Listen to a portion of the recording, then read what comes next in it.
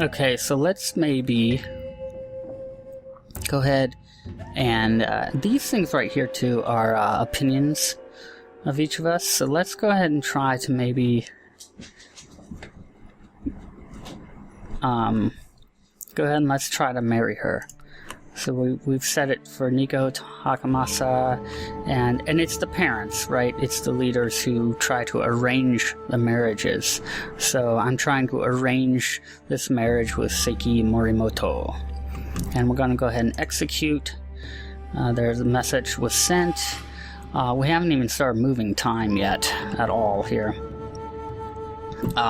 Time is in the top right corner here. We can pause and unpause and even speed up and slow down the passage of time. Down here in the bottom right is our map with all of our different options, and there's these little buttons for high priority messages, and we've got 3 messages. That's just telling us what we did. We've appointed a Master of Guard, Arms, and Ceremony, and I'm going to go ahead and delete those. This is to let you see all the different options of viewing the world map. We can, right now I have it on clan, so it's showing the separate clans. We can view by relationship, and of course it's the very beginning of the game, so everybody's pretty much kind of neutral with us. And we can click on other clans, and when we click on their clan, it's showing us how everybody feels about them, and then we click on us and it's showing how they feel about us. So we'll get more into this later. I like to start with clans. I'm a fairly simple noob player, so any veterans out there can feel free to help out all you want. And I probably won't be looking ahead into details like I should be, but let's go ahead and move some time. It's going pretty slow, so I'm going to speed it up a bit. It's already ticking through. Pause that. Okay, they've accepted. So, great. I married off my one son. Now, it's just telling us that she arrived in our court. Delete that, and down here it says he had accepted, so that's the same thing. Now, along the lines of marriage, I can have up to 4 myself, because I'm the leader. So I can go ahead and marry to try to get some more children, which might be a good idea, I think. And like I said, you could be strategic about it, because more subtle, strategic,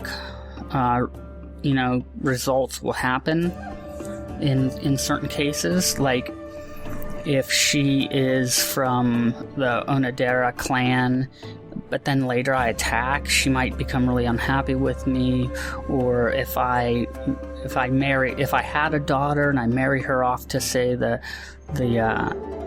Daihoji here, and they get overtaken, I think the rule is that I actually would get their court members. So that comes into play as well. And speaking of, if I do more than one video of this, I probably split it up into multiple short chunks. Maybe I'm thinking like maybe only 15 minutes each. But so let's go ahead and maybe find some randoms to marry, and we'll see how this progresses. See, I am 50, so I might not be long for this world. Yeah, I mean, it's feudal Japan. It's June 6, 1467, in the Sengoku period, when warlords were everywhere across Japan. Look at all these different clans fighting for control over Japan. There is an overall win state, but what's kind of cool about this game is you can play it so many different ways, and so you can play however you want, and it's really focused on the people, like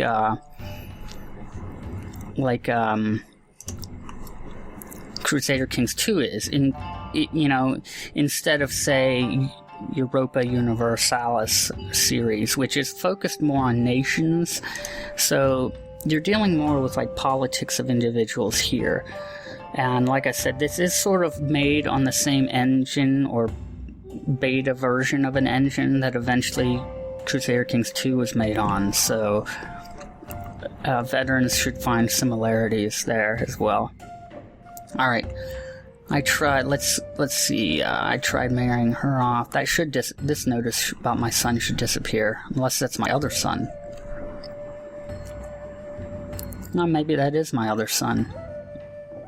Let's go ahead and try to get him married. He is 19, and he has, boy, he has high diplomacy. That's awesome.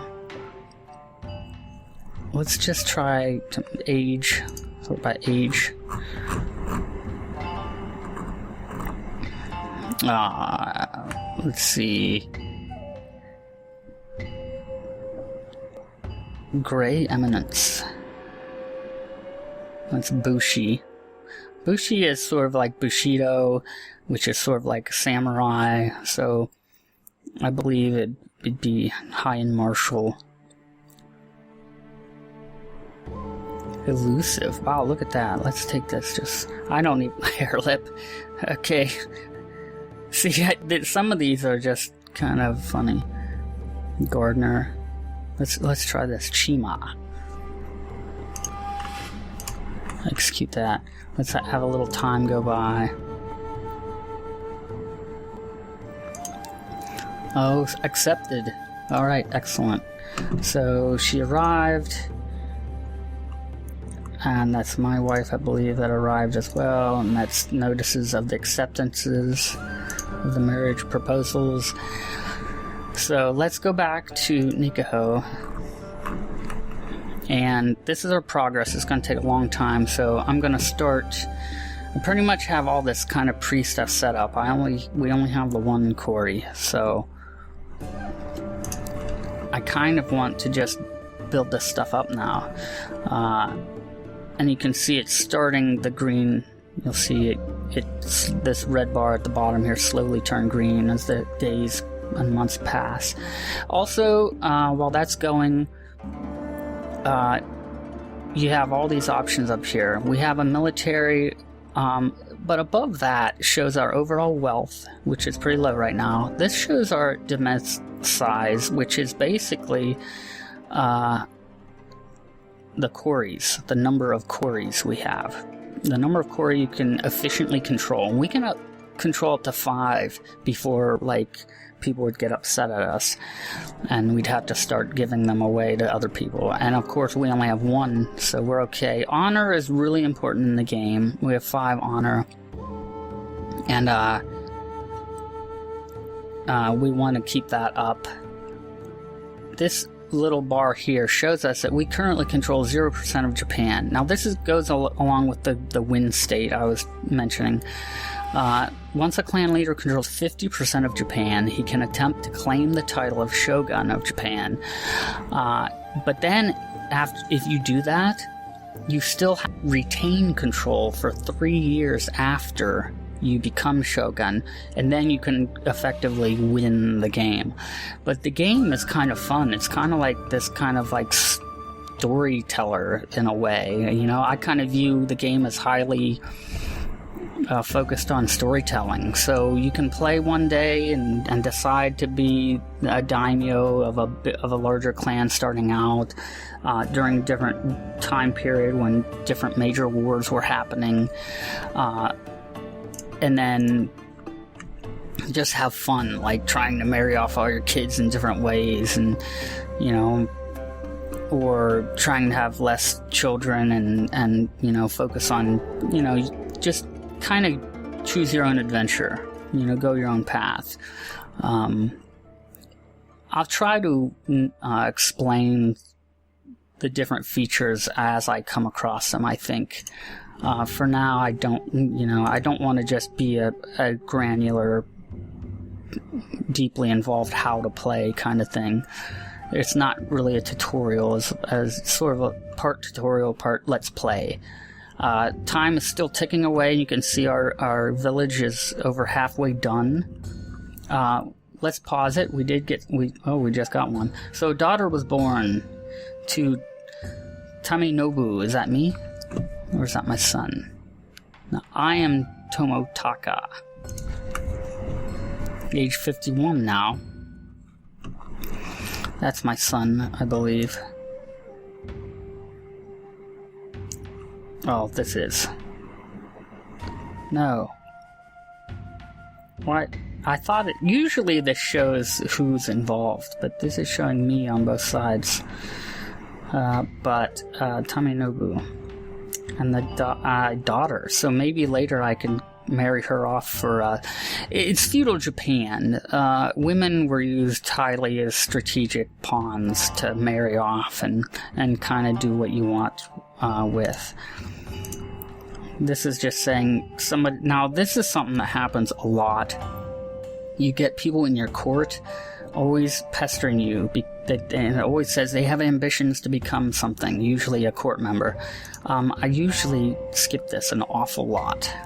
I usually ignore those all the time.